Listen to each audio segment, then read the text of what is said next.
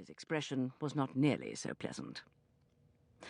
The October morn was overcast and cool, a portent of the winter weather that would soon be upon us, and a reflection of the sombre mood that affected most persons, and I was bound to confess that these were, indeed, times to try men's souls.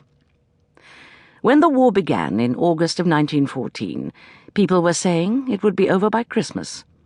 By the autumn of 1915, even the sturdiest optimists had resigned themselves to a long, bloody conflict.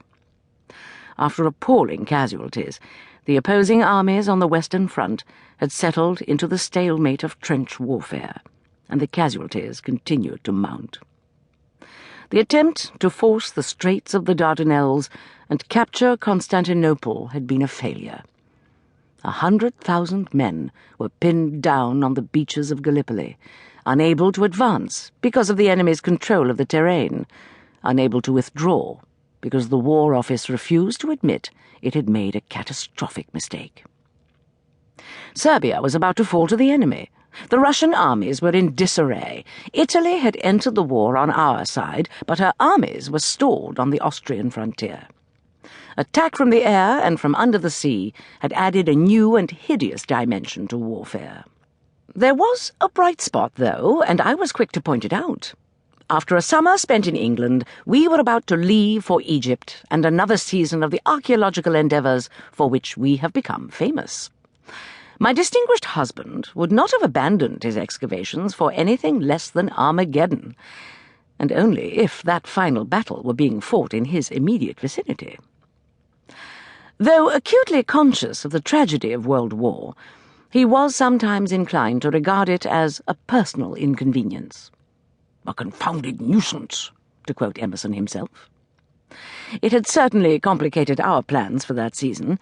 With overland travel to the Italian ports now cut off, there was only one way for us to reach Egypt, and German submarines prowled the English coast. Not that Emerson was concerned for himself. He fears nothing in this world or the next. It was concern for the others who were accustomed to join us in our yearly excavations that made him hesitate.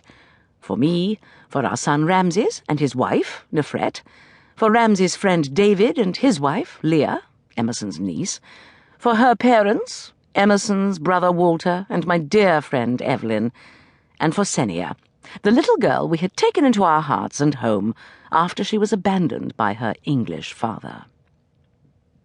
It only remains, I went on, to decide how many of us will be going out this year.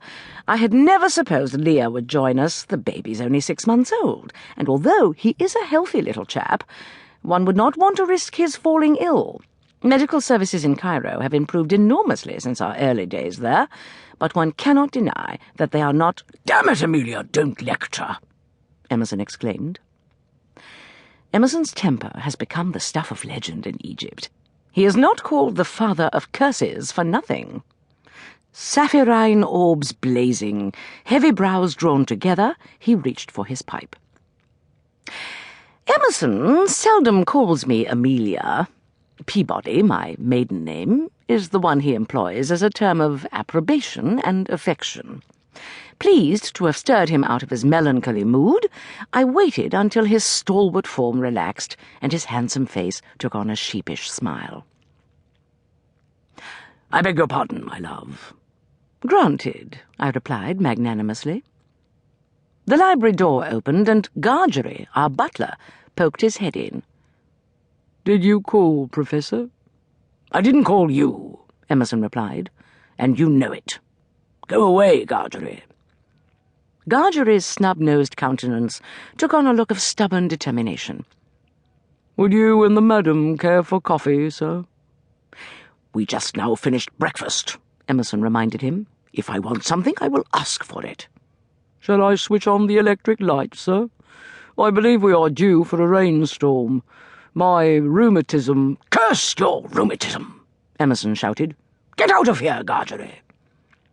The door closed with something of a slam. Emerson chuckled. "He's as transparent as a child, isn't he? Has he been nagging you about taking him to Egypt this year? Well, he does it every year, doesn't he? Now he's claiming the damp winter climate gives him the rheumatics."